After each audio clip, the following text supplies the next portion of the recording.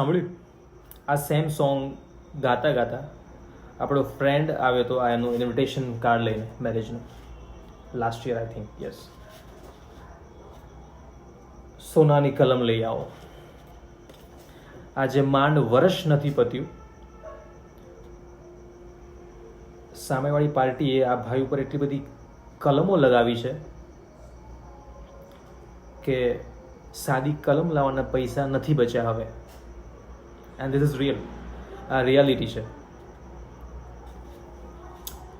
એટલે be careful, જોઈ વિચારીને કરવું લગ્ન.